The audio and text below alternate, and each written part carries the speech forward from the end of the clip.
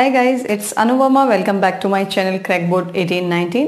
सो आज हम बात करते हैं कि एग्ज़ाम टाइम्स में अपने आपको कैसे प्रिपेयर करना है कि आपका कंसंट्रेशन भी इम्प्रूव हो, आप डिप्रेस भी नहीं हो, टेंशन भी नहीं आए। तो केवल कुछ पॉइंट्स हैं जिनको अगर आप ध्यान में रखते हैं तो आपका कंसंट्रेशन 100% इम्प्रूव होगा। कौन कौन से पॉइंट्स हैं वो? जैसे सपोज आप मैथ्स करते करते थोड़ा टाइम आपने किया, आपको कुछ बोरियत लग रही है, तो आप अपना फेवरेट म्यूजिक सुन सकते हैं, ठीक है।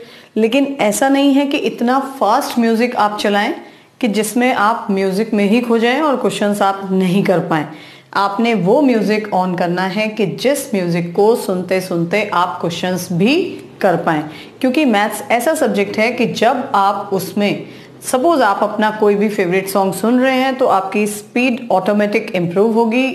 अपने आप से आप थोड़ा सा और जल्दी क्वेश्चंस को कर पाएंगे, क्योंकि गाने के साथ साथ जब भी आप कोई अपना फेवरेट गाना सुन रहे हैं उसके साथ साथ जब आप मैथ्स करते हैं तो मैथ्स की स्पीड भी ऑटोमेटिक बढ़ जाती है, ठीक है।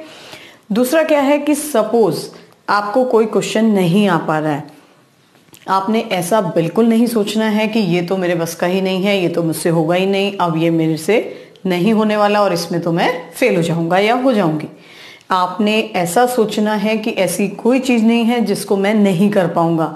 अपने एटीट्यूड को आपने पॉजिटिव ही रखना है, ठीक है।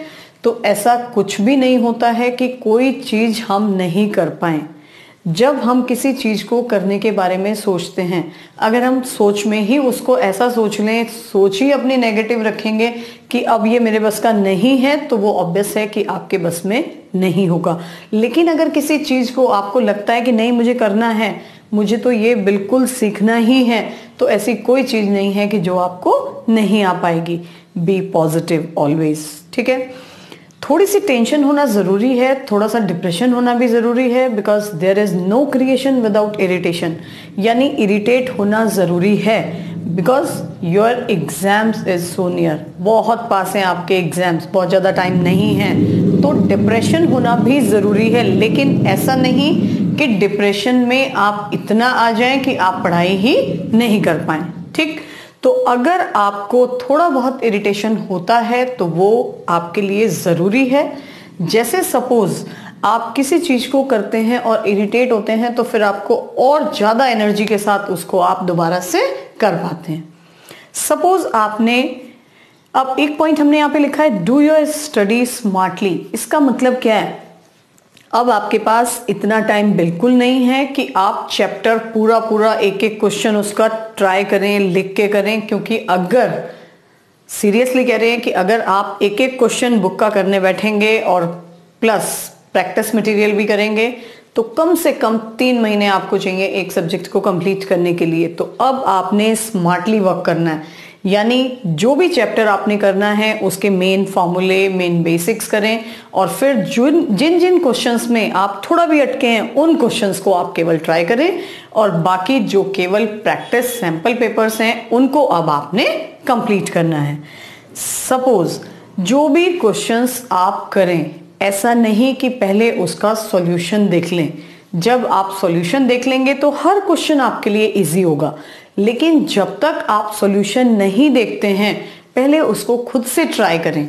और हमेशा जो भी आप लर्न करें, जो भी आप स्टडी करें, चाहे वो किसी भी सब्जेक्ट का है, उसको रिटर्न में करें। क्योंकि काफ़ी बच्चों के ये कमेंट्स आते हैं कि मैम हम करते हैं, जब कर रहे हैं तब याद रहता है, उसके बाद हम भूल जाते हैं। तो इसीलिए जब भी आप रिवाइज करें तो आपने कैसे रिवीजन करना है कि जो हमने प्रीवियस डे में किया होगा एटलीस्ट उसके कम से कम 2 या 3 क्वेश्चन फटाफट से आप कर दें, उसके बाद नया चैप्टर आप स्टार्ट करें, ठीक है। और हमने पहले भी वीडियो में ये ज़रूर आपको बताया होगा कि जब भी आप सैंपल पेपर करेंगे तो सैंपल पेपर में जो क्वेश्चंस आपने जो चैप्टर आज किया है उसके क्वेश्चंस तो आप करेंगे ही, प्लस वो क्वेश्चंस भी ट्राई करेंगे जिसको आपने प्रीवियस डे में कंप्लीट किया है। और प्रैक्टिस तो बेटा बहुत ज़रूरी है, क्योंकि there is no shortcut for your success, ठीक है। और हमेशा याद रखिए कि ऐसा कोई काम नहीं है कि अगर आपने अपने मन में ठानी है और आप उसको पूरा नहीं कर पाए तो अब आपने जुट जाना है, जितनी मेहनत हम कर रहे हैं उससे डबल ट्रिपल आपको करनी है, क्योंकि हमने तो बेटा फटाफट से 2-3 क्वेश्चन बता देने हैं, लेकिन जब तक आप प्रैक्टिस नहीं करेंगे, प्रैक्टिस प्रैक्टिस प्रैक्टिस हम बार बार आपको कह रहे हैं, क्योंकि बिना प्रैक्टिस के कुछ भी होने वाला नहीं है। खाली हम ऐसा सोचें कि हाँ ये मैं कर लूँगा, ये मैं कर लूँगा फ्यूचर में, तो वो कभी भी पॉसिबल नहीं है। हाँ मुझे करना है, अभी करना है, तब ही आप उसको कंप्लीट कर पाएंगे। तो आपने क्या करना है, अब आपने अच्छे से अपने सारे सब्जेक्ट्स को प्रिपेयर करना है। और हाँ, कुछ बच्चों ने कहा है कि मैम अगर हम इतना कर लें तो 95 प्लस आ जाएंगे, या हम ये एनसीईआरटी के क्वेश्चंस कर लें। तो बेटे क्वेश्चंस करने का मीनिंग ये बिल्कुल नहीं है कि आपने 50 क्वेश्चंस लर्न कर दिए हैं। आपने जो चैप्टर किया है, हमने जब भी आपको इंपॉर्टेंट क्वेश्चंस बताए होंगे, तो वो इंपॉर्टेंट क्वेश्चंस इंपॉर्टेंट ऐसे नहीं है कि वही क्वेश्चन पेपर में आने हैं। हम हमेशा वो क्वेश्चंस इंपॉर्टेंट बताते हैं कि जिससे आपका टॉपिक कंप्लीट कवर हो रहा होगा। ठीक है, तो जब आप कंप्लीट चैप्टर करते हैं रिवाइज, तो उसमें से फिर कोई भी क्वेश्चन आ जाए पेपर में, फिर इंपॉर्टेंट अनइम्पॉर्टेंट का कोई मतलब ही नहीं रह जाता है। ठीक है, और एक चीज और याद रखेंगे, there is always a place at the top who deserve, and you also deserve.